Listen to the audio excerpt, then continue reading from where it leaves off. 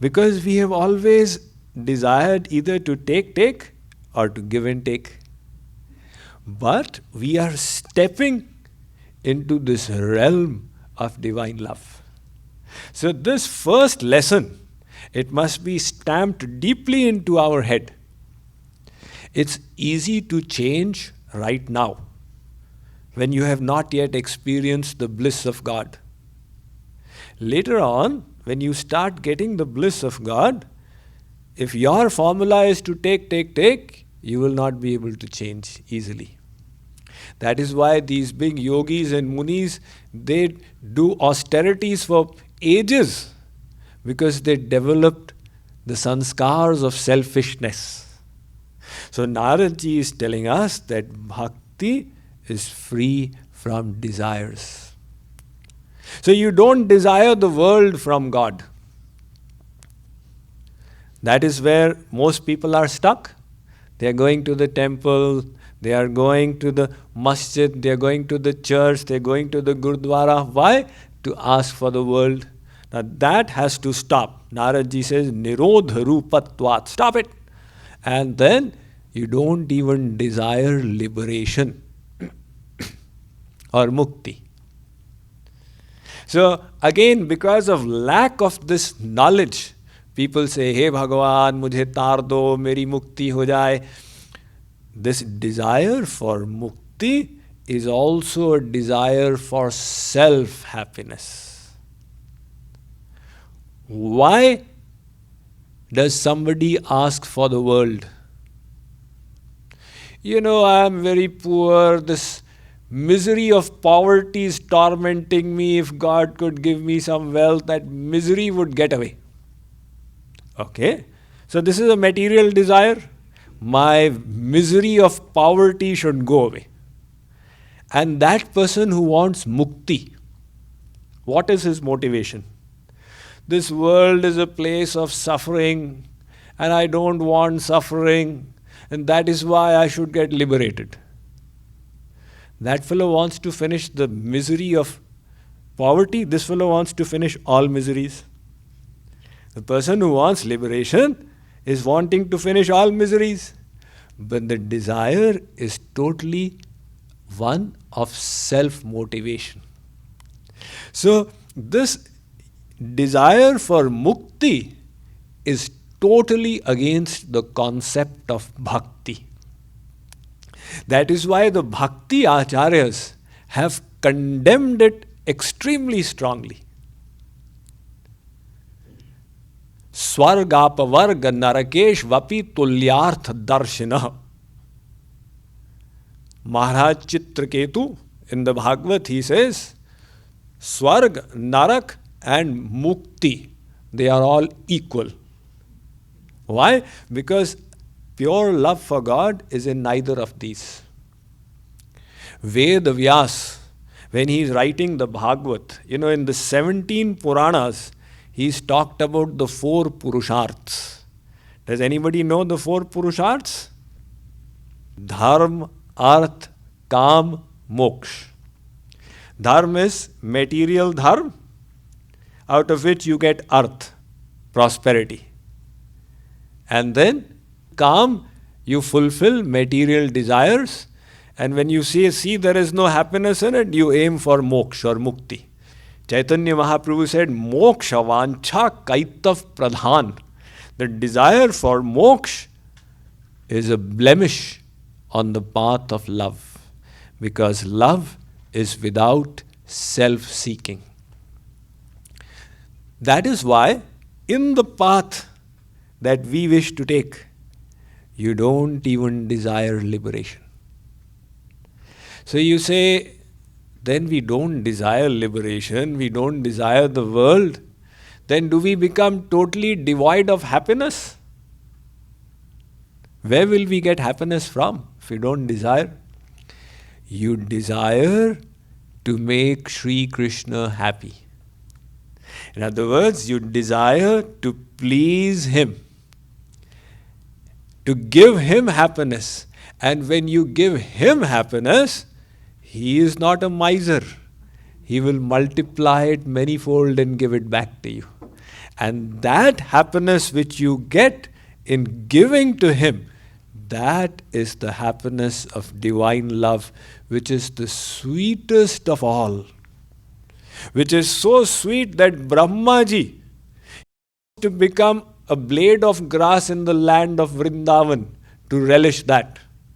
And Uddhavji actually became a blade of grass. It means you learn to desire the right thing. If God has given you a wonderful voice, desire to glorify Him with your musical ability. If God has given you good literary skills, then desire to write something in His glorification. If as God has given you business acumen, okay, desire to earn and glorify the Lord with your wealth. In other words, whatever God has given you, you desire to glorify Him with that. That is the proper desire. And the whole ancient Indian culture is based on this, where God is the focus. And all arts, all crafts, all sciences, everything evolved in the spirit of devotion to glorify Him. So it doesn't, to engage in bhakti doesn't mean that you become a stone and sit down. Arjun was a warrior before he heard the Bhagavad Gita. After he heard the Bhagavad Gita, he was still a warrior, and he was the best warrior on the battlefield. The difference was, earlier he was fighting out of his own greed to be the king of Hastinapur. And later on, he was fighting for the glory and pleasure of the Lord. So when we desire to serve Him with everything, our desires become perfectly oriented and we experience the highest bliss, which is the bliss of the soul. Number 8, niroddhastu, lokavedavyaparanyasah. Now Narad ji said that bhakti is nirodh rupi. Now what is this nirodh? He is explaining further. He says you apply a brake. To what? So he says further, laukik and Vedic vyapar. He means all the unnecessary worldly things we do, plus all the unnecessary Vedic karmas that we do. One is laukik, the worldly things. I asked somebody, they say, Swamiji, I've seen your lectures on YouTube, I like them so much. Say, all right, I've come to your town, now come in here. No, this week I've got my chacha's, mama's, uncle's, jija's wedding. This is laukik karma, worldly duties. So many times in India, people come to me, Swamiji, I cannot come tomorrow. Why? There's a wedding. Your wedding? No, not my wedding. Then, is it so important? 50 days in a month you're going for weddings. What is the purpose of it? If I don't go, they will feel bad. And if you go, will they feel happy? They will find fault behind your back. If you think you are going to please the worldly people, they can be nobody more simple-minded than you. Maunan mukah pravachanapatushchatu jalpakova. If you speak too much, people will say, oh, he's over smart. If you speak very little, they'll say, oh, he's dumb, he doesn't know what to say. There is nothing you can do which will please everyone. So don't get into this laukik trap that for his sake I have to do this, for his sake I have to do this. So this feeling of social obligation, Narad ji says, nirodh, apply a brake to it. You do your worldly duties only as much as necessary. To your direct family, you take care of them, but don't go too many steps beyond. Otherwise, there is no end to it. And the Vedic karma. The Vedic karma kand, was created in order to regulate us, in order to tie people in rules. Because people are thinking that they are the body, and God is not their goal, the world is their goal. So such people who are terribly attached to the world, for them this karma kand was made. That all right, we'll tie you up in rituals, and slowly, you will rise beyond it and think, no, I must realize God. So now that you are moving in the direction of bhakti, the importance of these rituals also reduces. Because you are coming to the goal of all these rituals, that is God. Just if you get stuck in the intermediate, it doesn't serve a purpose. One Guruji, he was to go for 3 years to another country. His disciple said, Guruji, you are going. What will I do in your absence? How will I nourish my devotion? Guruji said, that's not a big deal. I'll give you my picture. You install the picture and you worship that picture. So Guruji went, he was worshipping the picture. After 3 years, Guruji came back. It was raining heavily outside.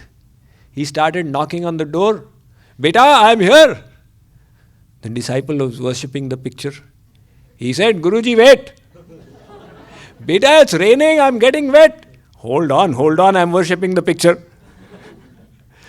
So the picture was as long as the real personality had not come. Now the real personality is back, you worship him. Similarly, the karma kand is there as long as you've not surrendered to God. And once you're surrendering to God, then Sri Krishna declares at the end of the Bhagavad Gita. What is that verse? Sarva dharman parityajya mamekam sharanam vraja. Arjun, give up all these varieties of religiosity and surrender to me. Sri Ram gave the same message. Tyagahi karma shubha shubhadayaka bhajahi mohi sura nara muni nayak. He says, give up shubh and ashubh. Give up sinful activities. Of course we have to. Also give up mundane pious activities. Shubha shubha. And bhajahi mohi. With everything you do, you worship me. So that is what Narad ji has said out here, that in this bhakti, this laukik and Vedic karma break is applied. Sri Krishna had actually said this in the 2nd chapter of the Gita. He said, Traigunya Vishaya Veda Nistraigunya Bhavarjuna. 45th verse of the 2nd chapter. Traigunya, Arjun, the Vedas are Trigunatmak. You rise beyond. Sri Krishna has manifested the Vedas. And he is telling Arjun to rise beyond. If you understand it from the context, what he is telling Arjun is that the karma kand of the Vedas is Trigunatmak. Arjun, you go beyond. So now we also go beyond to the 9th sutra. Tasminnananyata tadvirodhishudasinata cha. So Narad ji says that in this bhakti, you remain ananya towards the object of your worship, that is God. Ananya means na anya. That's like anek means na ek. So ananya means no anya. Your mind should be attached to God alone. So he says, you be ananya towards God. This instruction has come in so many scriptures. Mamekameva sharanam atmanam sarvadehinam yahi sarvatma bhavena yayasyaya kuto bhaya. In the Bhagavatam, 11th canto, 12th chapter, 15th verse. Sri Krishna tells Uddhav, Mamek, Arjun, Uddhav, surrender to me alone. Ek bharoso, ek bal, ek aas viswas, ek ram ghan sham hit, chatak tulsidas. Tulsidas is bas one avalamb, one support. And Sri Krishna has filled it up. Ananyas chintayanto mam, the same word ananya. Ananya chetah satatam. Mam ekam sharanam raja. Mai eva mana adhatsva. Tam eva sharanam gaccha. Ev means alone. You must love God alone. He says, जब मैं था तब हरि नहीं, अब हरि है मैं नाही, प्रेम गली अति सांकरी, या में द्वै न समाही. In the street of love, there will not be two people. Either you keep God there, if anybody else is there, God is going to disappear. So we people say, why? Why is God so miserly? In the world, nobody says that. One person, he loves his mother, he loves his wife, he loves his sister, his daughter, his auntie. Nobody says that nobody else should remain in your heart. What is this? You love your daughter, you love the wife, you love the mother. Each person has their own place. Why is God so finicky about it? He says, I alone will remain. Sri Krishna says, that's not the case. Listen, when you were loving the world, you loved father, mother, sister, husband, wife, brother, son, nobody complained. But the moment you were to bring God in your heart, they would all complain. Where has he come from? Why have you started doing Radhe Radhe all day long? Do it a little bit in the morning, light the agarbatti, turn it around like this for 2 minutes, that's enough. What's wrong with you? For the last 5 days you've been going for Swamiji's pravachan? So, Sri Krishna says that as long as you were loving the world, nobody had problems. And if God came in, everybody would have problems. What's gone wrong with him? But you sent your son to Swamiji's pravachan. That's all right, but I did not mean that he's supposed to love God so much. He should do it all in moderation. So Sri Krishna says, now you are loving me. So you keep anybody from my realm. Less like you kept people from the worldly realm, nobody had any problems. So I have got my own divine realm, my unlimited forms. You keep Sri Krishna, Sri Ram, Shivji, I've got no problem. My unlimited names, my unlimited virtues, my unlimited abodes, my unlimited devotees. You keep Yashoda, Maiya, Nand Baba, I'll be more than happy. But now, if you bring worldly things, then I will object, because this will dirty your heart.